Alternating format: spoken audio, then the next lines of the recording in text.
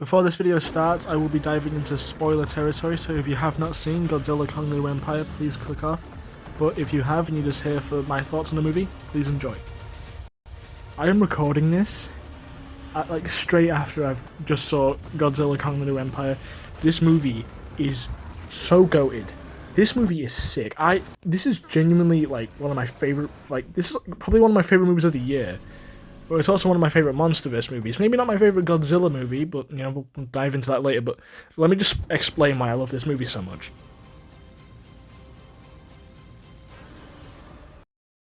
Godzilla Kong the New Empire follows both Godzilla and Kong after the gigantic battle in Godzilla vs. Kong.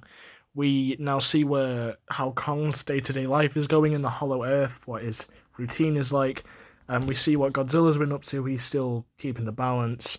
He's still making sure all the Titans are in order, but not as much as the savior of humanity as he was in his previous installments. The Titan I think we should start off with first is probably Godzilla, because like Godzilla vs. Kong, he's hardly in this movie. All those leaks saying he was like a cameo in this movie, they were true. And that really annoys me because pretty much in the trailers, they show you all of Godzilla's screen time. With all the times they were showing him off in the trailer, I thought, oh my, bro, we're getting more Godzilla. It's about time, because they've really just shelved him and replaced him for Kong. But no, Godzilla, he still has his moments, but it's still like he's not there. Godzilla, he shows up that I'll even forget he's even in this movie. It's the same like how it is in most of his MonsterVerse movies. Godzilla is just put on the shelf. Like in 2014, I was more focused on the Mutos.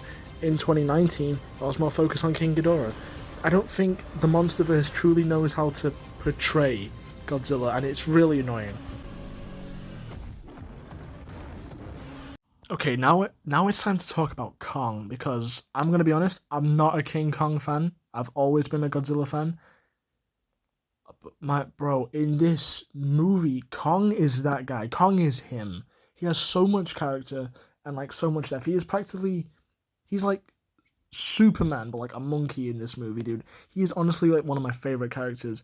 And okay, can we talk about the Beast Glove though? Did you see that, bro, with the music, bro? Did you see that? My favorite Titan. He is now my favorite Titan. But no, director Adam Wingard, he really just made Kong like such a fleshed out character in these two movies. But I kind of wish he would have done the same for Godzilla.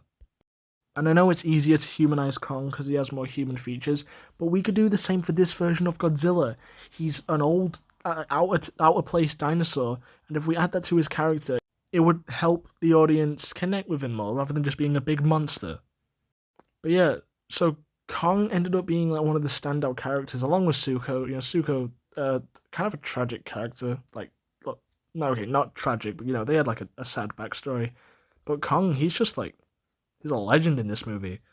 But one thing about his character in this movie is that he is no longer just referred to as Kong, like how he's been referred to in all the other MonsterVerse movies.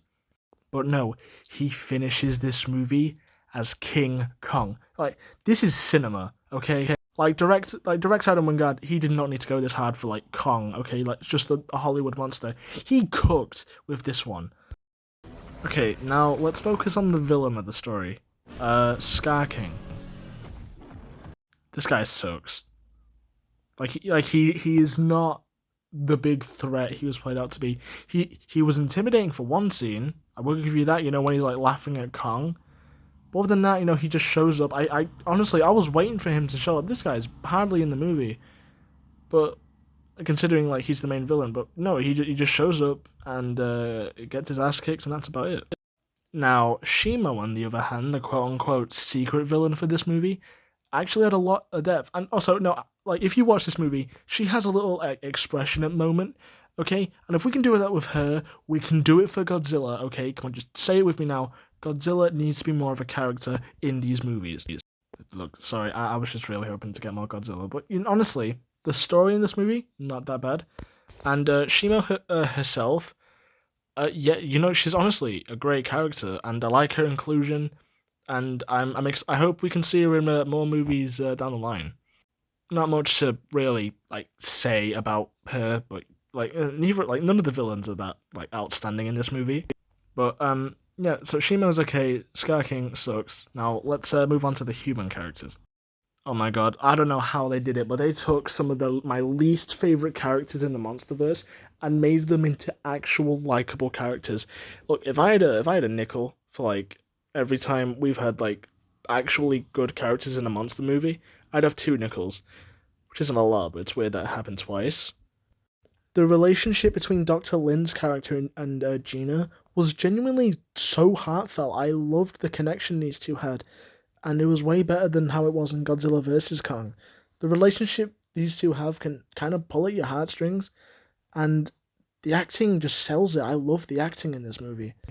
Not to mention, I love what they did with Gia's character. Bro, she is like so stretched out. She's the last remainder of a Skull Island. She was in a prophecy to help save humanity and the village. She finds her people in Hollow Earth, and she's like now one of Mothra's best mates. This like I love her character. I love the human characters in this movie. I also really liked Brian Tyree's Henry character. He was honestly Bernie, kind of like one of the like he's comedic gold. I love his character in the movie. But like this guy Trapper, he really stole the show, bro. Like, dude is literally me. All right, I am him. He is me. I also watched this movie with my friend Crackhead307, who I would recommend that you go follow as he makes some pretty good artwork and even helped me create one of my thumbnails for my Suicide Squad video. But here's what he had to say about the movie. Man, all I gotta say is Mothra is the fucking goat. It came in the movie and just fucking stood on business and then just dipped. Like, goat. Absolute goat. Yeah, also, Mothra's character in this movie was actually really good. She had way more to do in this movie than she did in King of the Monsters. I feel like this was like Mothra's comeback, and I really liked it. I loved her connection to Gia, and like the fact that she stopped Godzilla and Kong from fighting and making them team up.